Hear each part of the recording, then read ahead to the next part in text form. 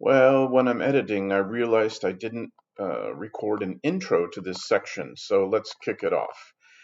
Every car on the road today, going back decades, has a 12-volt power supply that runs everything from the radio to the lights to your power windows. Everything in the car needs 12 volts to run.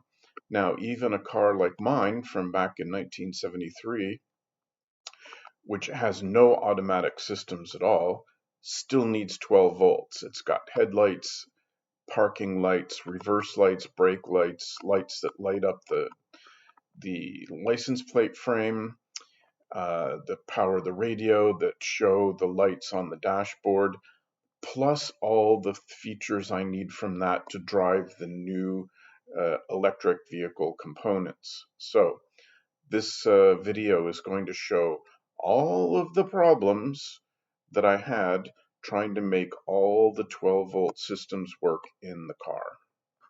Please feed the YouTube algorithm by giving the video a like. If you want to see more like this, click subscribe and ring the bell to be notified of new videos. If you want to chip in on my expenses, I now have Patreon and YouTube memberships.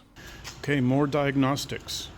I'm blowing fuse number 9, but I can turn the power supply on, nothing blows. I can turn the ignition key, nothing blows. But something after that is causing number 9 to go. And my light still works. Okay, I was about to start testing the V2 with the battery pack fully working, providing 12 volts from this power supply to power the back box like I did before, and the power supply immediately trips off. And somehow I have picked up a direct short between 12 volts and ground. I'm at 0.1 ohms, which is near enough to a direct short that this is what's happening. This is a major problem. If I can't figure this out, I could spend 5 minutes on it, I could spend 3 weeks on it. So I'm going to start isolating different parts of the circuit to try and figure out what's going on. But man, I really didn't need this right now. All right, here's the process I went through. I was disconnecting everything in the back, no change. Then I took out the fuses in the front box that used to have the fuel tank, and it went away. And then I put the 30 amp fuse back in, and it came back. So the wires that are connecting this fuse, which is the main 12 volt supply from the front of the car to the back of the car, there's something in this circuit. That helps me a lot. I can track that down. And the reason this didn't show up in my testing is I had to steal these fuse holders and put them in the back because I didn't have enough. Then when the order came in, I installed the fuse holders, installed the fuses, and bam, here we are. So this was a problem that existed only because I didn't have the fuse installed. All right, let's figure this out. Okay, I think I cracked it. I isolated all the wiring so there was nothing wrong here. So that took me to this fuse up in the front, that whenever this 30 amp fuse was in the circuit, I would get a short. So what's connected to that nearby? This power switch, which has a light that lights up inside, and I believed that this wire should go to ground to have a path for the light to light up. And in the past, the light lights up when this black wire is connected. As soon as I disconnected this wire, the short went away. So I either don't understand how to wire this switch, or it somehow failed internally, but the system is working now with off the 12 volt battery going back to the back through here. And you can see we've got 12 volt buses working, and the Thunderstruck charger is up and running, and I'm accessing its console. Okay, after massive amounts of work, We actually have the car driving down the street. And my next step is to get it registered in this state as an electric vehicle on the title so that the Spanish authorities will accept it. If it's electric, it has to say electric on the title. They will not accept anything that's been modified. So I'm back to investigating the problems I had with all the 12-volt circuits in the old school 914 electrical wiring. So I made a spreadsheet and I started checking, and this is what it's looking like right now. Let me get something to point with. So the headlights, they actually pop up, which is good. They go up and down. The low beam works, but the high beam, you can see it engage, and then when you let off the little handle, it goes dark. There's no active high beam, and that may be a relay problem. The hazard lights don't work. The fog lights do work, and I kind of panicked a bit until I realized you have to have the headlights on also. Then the fog lights work. The gauge lights work along with the adjustment knob. The blinkers completely fail. The cabin light and the buzzer works, and this is where it gets really bad. Brake lights, reverse lights, license plate lights, none of these work. These hazard lights and blinkers are related, and then these are critical to the car. They're not going to pass me until I get this solved. So I figured I would check the brake lights first, because apparently the brake lights and the reverse lights share a power wire from the front of the car to the back. So I went and I found this wiring diagram for the wiring of the rear lights, and these are going to have the blinker, the parking brake, the brake light, and the reverse light is all built in to this one thing. And this is how the wires go. Interestingly, when I took it apart, I found what looked like two wires were reversed. Either this diagram is wrong, or I didn't put it together right when I put the car back together back in 2009. So I started investigating the lights. There's no real water inclusion or anything, but this one is clearly overheated, and it will not let me get the bulb out because the plastic is pushing hard against the glass, and I don't want to break it. I got to figure that out. Over here, I found, see if you can find the problem. Do you see a problem? Are you seeing any problems? Yes, there it is. This bad boy is completely broken off of its base. So I got to get that pulled out. And the rest of it looks okay. I tested all the bulbs so far, and they're good. There's actually two kinds of these big bulbs. One is a single bulb, and then one is a double. And you can see the single goes in here, and the double goes in here. And I'm thinking this is the parking light is one, and the brake light is the other. But the bulb checks out. But on this one, this is the double, and I'm wondering if this is the cause of my failure. If it's shorted itself out somehow, that is going to blow fuses, and it's going to not show the brake light working if they're in series. So let me work on these two. Okay, all the bulbs have been extracted. This one was destroyed in the process, along with that one that was already broken. And then I gave it a good cleaning with electronic spray and a little wire brush attached to the end of the Dremel. Everything is nice and shiny, whereas before it was heavily corroded, and ridiculous to think that it would even work as a circuit. So I'm going to put all the bulbs back in, and then we'll do some testing of this outside of the system just with 12 volts, and we'll see what lights up. All right, after a good cleaning of the terminals and new bulbs as necessary, I connected this to 12 volts in the front of the car, and attempted to follow this diagram. And what I found was the diagram is wrong. He's got the reverse and the parking or driving lights backwards. He says parking lights is RF, but that's actually reverse. He's got reverse, or his backup light is 58, which is actually the parking light. You can't trust anybody. Anyway, so now I will know where to reattach these wires after I give everything a test. I'm going to test the actual cables for shorts and see if that's the cause of the problem. Well, I just detected what the source of the problem is. He's got, on the physical connector location, he's got 58 and RF backwards. That's why 58 and RF are backwards here. So he's just labeled the terminals wrong, because you can see it goes 58, 54 RF. Here it's RF 54, 58.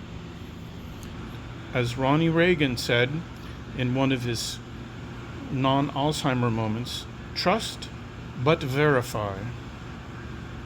All right, now that the lights are all clean and shiny and working, I can now test the wiring harnesses that go back to the front. And as I would have expected, the reverse and the blinker lights are a direct short to ground. There's one, and there's the other one. And also on the downside, I put the voltmeter on the 12 volts, and I did not see 12 volts when I pushed on the brake pedal. So there's something wrong, and I got to chase down the other end of these connectors and find out what's going on. Hopefully they're all related, and like there's a point somewhere in the car where they're all like pinched together or cut off or jammed and rubbing against metal. But I got to do that detective work. Now here's an unrelated fault, an intermittent fault. You might not be able to hear it, but when I wiggle the wires for this relay, can you hear that? My switch plus 12 in the rear is going on and off just as I wiggle this. Now I tested the relay, it's fine. So there's something in the wires or the connector connecting to that relay. It's causing yet another problem. All right, I took the relay out of the socket, and these caps keep coming off the damn relays. I burnished the inside of those socket pins with the Dremel and this fun little bit on the end, lubricated with electronics cleaning spray. And then I gave each of the terminal sockets a little squeeze and put the relay in, and I think it's stable now. I'm not getting the relays clicking on and off as I wiggle this. So I may have fixed this instability problem for another 50 years. And I'm going to do the same on the other relays just for completion. Welcome to deep, dark, under the front dashboard of the car and the fuse box and the relay board. So I'm chasing the hopefully 12 volt signal back from the brake lights. We know the light bulbs work, but we're not getting any power to the brake light wire when I push on the brake pedal, which is controlled by that switch right there. So that's going to be here. We've got bulbs, we have a black and yellow wire. The output of the switch should be plus 12 when pressed. The input to the switch should be always on when the key switch is on, coming from fuse 9. So I went and I looked at fuse 9, and I wasn't getting any power on the other side, on the fuse side. I came to the near side of the fuse, and there was no plus 12 there either, even when the switch is on. You can see right there, nothing, switch, nothing. Then I pulled it out, and clearly this is something that happened in the original conversion. This black wire with the blue tape around it, that goes up through to the frunk, and is one of those wires up there. The other wire, I think, is this one, which goes around the original wiring harness to the car. Now, I'm thinking that the other end of this wire needs to be connected to plus 12. Even though it's black, and black is ground in modern vehicles, and in the Porsche it's brown. Brown is ground. The original conversion may have had me use a black wire here for some reason. So I'm going to find the other end of this wire, hook it up to switch plus 12, and we'll see what happens. And as you can hear, I found the other end of the wire, one of these weird ones, dangling in space that I didn't think I needed. It's labeled fuse pot box. This wire's got nothing to do with the pot box. It appears to want to be connected to plus 12, but it's black, and I hate that. Is it my fault for not properly labeling and tracing these circuits? Yeah, absolutely. But through the engineering troubleshooting method, I think we found the problem. So let me hook this up and we'll see what happens to the brake lights. Now I have switched plus 12 on the input to fuse number 9. Hazard switch, brake lights. Alright, let's see if the brake lights light up.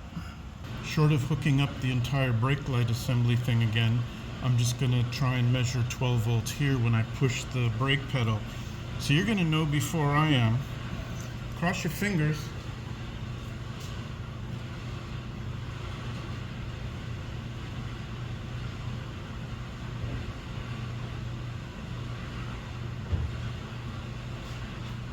And I just watched the video and I'm a happy boy.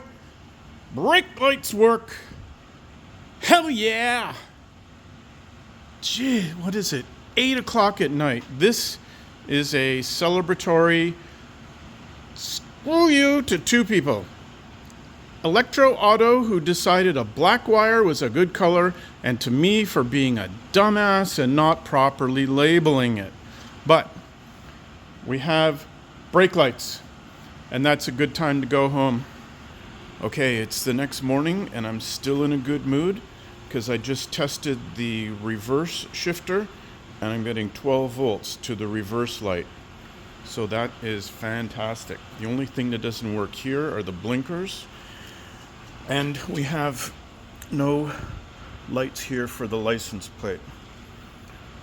So let's jump on that. Hopefully that's easy because I know the blinkers is going to be a nightmare. So I pulled one out. It's in this molded rubber thing where the lamp, like the pins go through the rubber and you have to bend them and hope you don't snap them off. And it's so corroded that it wouldn't light up on 12 volts. But I tested the light bulb and it's okay. So I just need to fix all the corrosion in this thing. The bad news is the supply on these little wires here, which is, you can see the supply wire is already cut in 2 places. I'm not getting any voltage on that. Now what I can do is there's a very happy parking light wire right here. I can just bring that straight over because these lights want to light up when that light lights up. It doesn't need to be on all the time. So that'll be my backup plan, but first I got to get rid of the corrosion on this thing and rebuild it. Well, during reassembly, somehow I managed to blow up this light, so maybe it was just so old and fragile it finally gave up. So got to get a new one of those, and I'll check the other assembly too. And this one actually managed to light up despite how corroded the contacts are, and I had to give it a bit of a wiggle. See that shiny part? That's where it finally made the connection.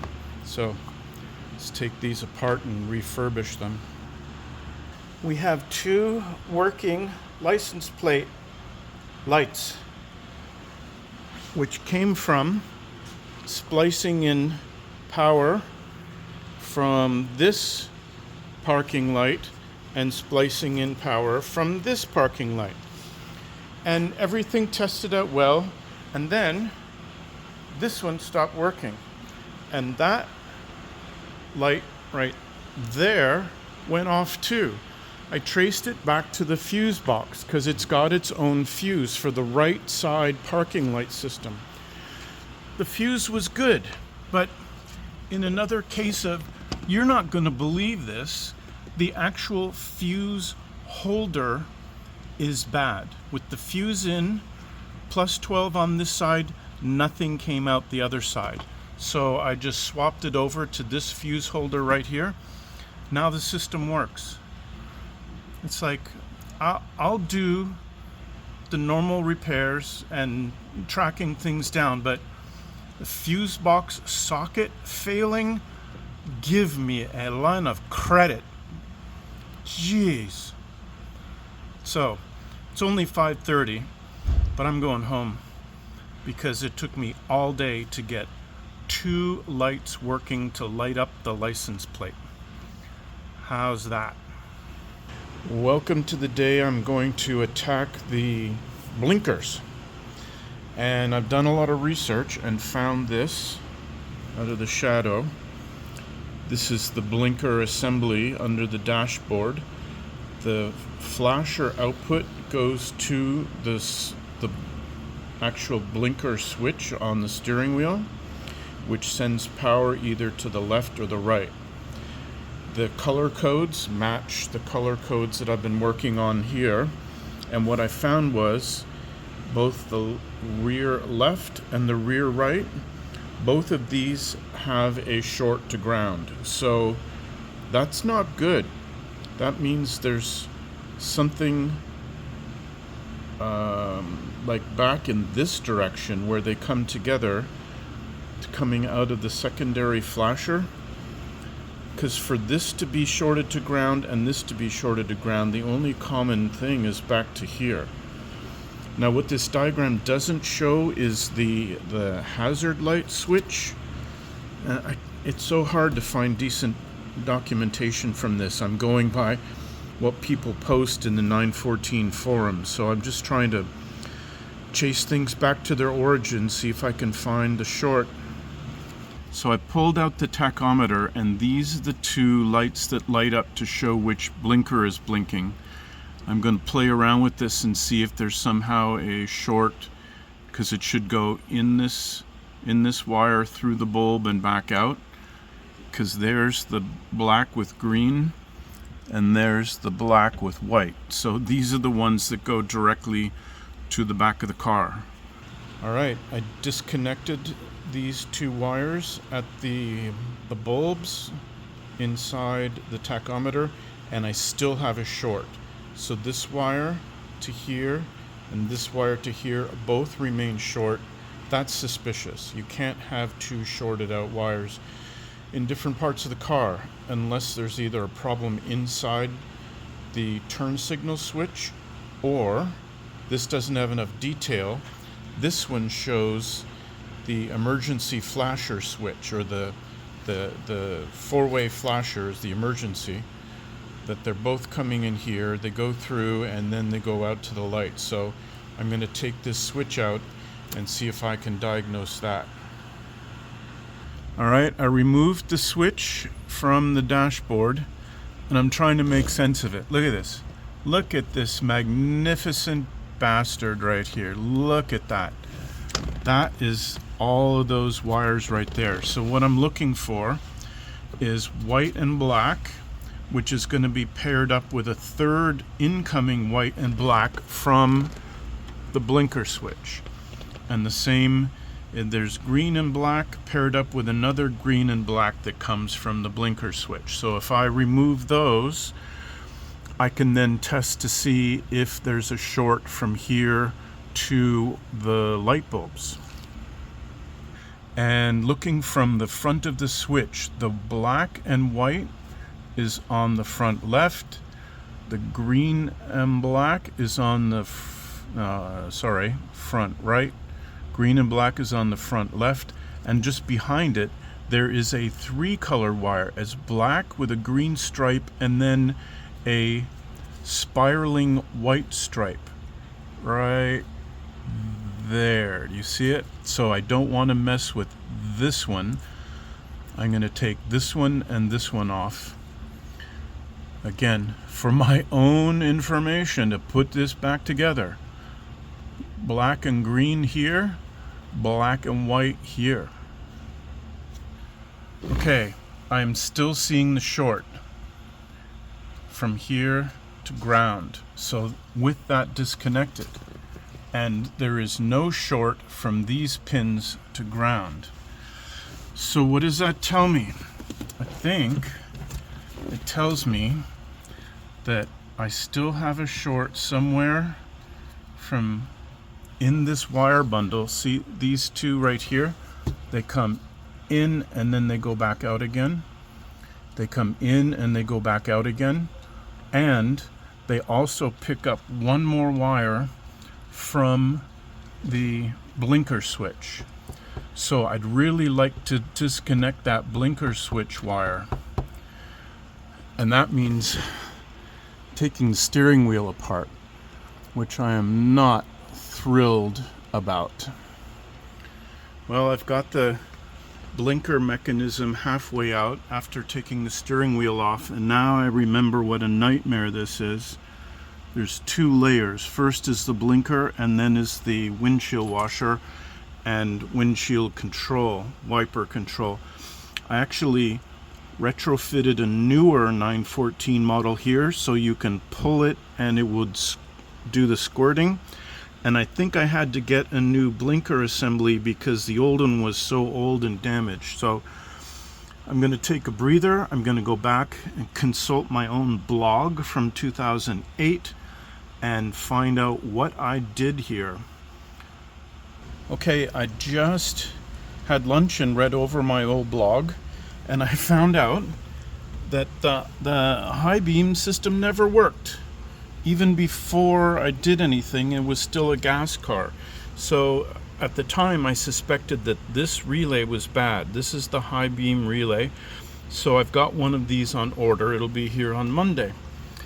Second thing I learned was I knew I had replaced this part from a newer car because it has when you pull the lever, it squirts the washer fluid. But this actually came from a Porsche 944. And I think the blinker part was also part and parcel of the assembly. I don't know if these are from 2 different cars or not. But anyway, I got to finish pulling this out of the steering column. I got to find a way to allow the wires to go here. Some more slack in the wires so I can pull this out. So let me get upside down under the dashboard. Oh, it's all coming back to me now. As I pulled this assembly out, these 2 connectors came loose. This one and this one. Because when you push this down, you've got to push these connectors up into here. Oh, now I remember. But at least I think I've got access to the cables. I can test to see if we're still shorted to ground by accidentally disconnecting them. Okay, riddle me this. This is the connector that goes to the turn signals. This is the black with green stripe, ground. This is the common one coming from the flasher relay, not shorted to ground. This is the black with white stripe going to the other side blinkers, ground. So that means this switch is not my culprit. There's something else somewhere that is shorting out both sides. These should be Framing. These should be independent from a certain point in the schematic. They should be independent. They come together here at the switch, but the switch is out of the circuit. And these, the blinker assembly is out of the circuit. Alright, I gotta think some more. Well, in a last desperate attempt to try absolutely everything, I'm underneath the front fender now, looking at where the blinker bulb goes in. And there's a wiring harness, and it's got 3 wires. One is ground, one is for the blinker, and one is for the parking light. When I unplugged the wire for the blinker, the short circuit went away. I want to say that again. When I unplugged this wire right here, I unplugged it, the short went away. And there's no bulb in here. That means there's a short circuit inside this housing that holds the bulb. So let's check that. And it did the same thing on both sides, which I don't understand. Alright, I did a bunch of Google searches, but I can't find anything specific about this particular housing and having the turn blinker pin shorted to the chassis. But I can show you. If I clip here, clip here, and then it's not shorted to this ground, which is electrical ground, but it shorts to this, which is going to go to chassis ground through this bracket, which holds the whole thing in place. That cannot be right. There's got to be something wrong inside this connector. Yes, I'm touching there too. But that's not ground, but that's ground, and it's going to find a way. Just like the dinosaurs in Jurassic Park, they find a way. Okay, I gotta take this thing apart. I'm worried that it's exactly the same problem on both sides. That troubles me. The only thing I can think is if it's part of the system that detects a blown out bulb and it's supposed to light up a red light in the dashboard to tell you, but it just can't function normally with a direct short to ground. Every time the blinker relay goes high, high, low, every time it goes high, there's a direct short to ground, and that's why my fuse has been blowing. Alright, before I take that apart and destroy it and have no time to get a new one, don't want to pay hundreds of dollars, I'm going to put everything back together without this in place and see if I get the lights blinking in the rear. If they are, then this is definitely the problem.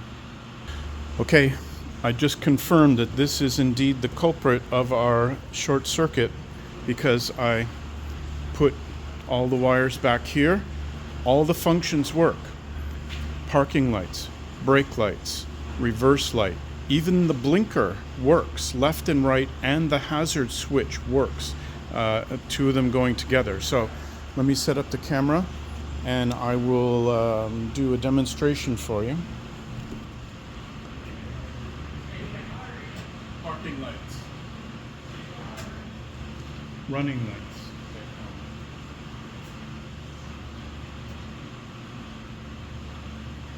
brake light,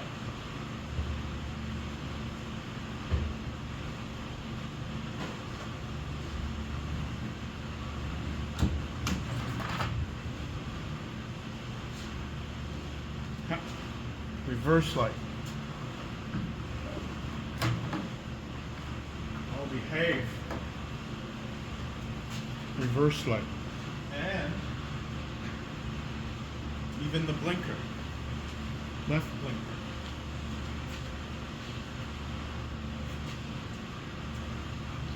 Right blinker.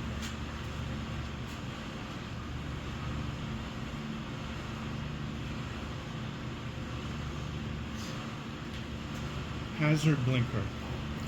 But when I connect one wire, focus, when I connect one wire here, blows the fuse. And the fuse is shared with the brake lights and the reverse light and the blinker. So the only thing to do is take this thing apart and find out what's going wrong. And because of the nature of this socket, there's no easy way to bypass getting the wire away from ground and down inside.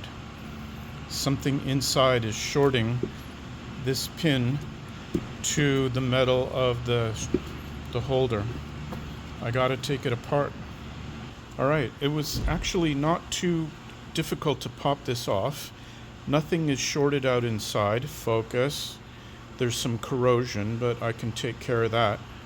But looking inside, you can see there's the ground pin connects ground to this whole thing, but also to this ring right here, which is where the body of the bulb touches to make the other connection. And we think that inside this terminal right here is making contact with something in here. Then Brian had an absolutely brilliant insight. If we look at a new bulb that he pulled out of the drawer, okay, you see how those bumps on the bottom of this new or very relatively new bulb, you see how bumpy they are? It's got a nice little bump on it. Look at this one. It's completely worn down from bouncing around in the car for 50 years and probably vaporizing a little bit of the metal every time due to resistance and heating. Here's the other one. That one's even worse. Look at that. So what we think is happening is the height of these pads on a new bulb does not make contact with ground, but when they wear down, the body right here makes contact somehow inside this socket right there. So I'm off to Napa. I'm going to buy new bulbs all around, and then we're going to make a test and see what happens if this theory is correct. Well, one quick trip to Napa for some bulbs, and look at that. Not only are we not blowing fuses, but the blinkers are actually working, the hazard lights, and the ones in the back are going too. I don't know if you can see. Yeah, I can see the reflection. Let me put the parking lights on.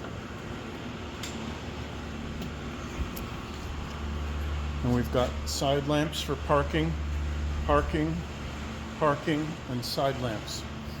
And the rear lights are fully functional. I've got them mocked up. Everything is working back here, including the license plate lights. So the 12-volt system is done. I can't believe it. So, lesson learned, when your bulbs, or when you're blowing fuses, just replace all the bulbs. First shot. Because German engineering, when you wear a couple of millimeters off the bottom of these pads, the bloody things short circuit.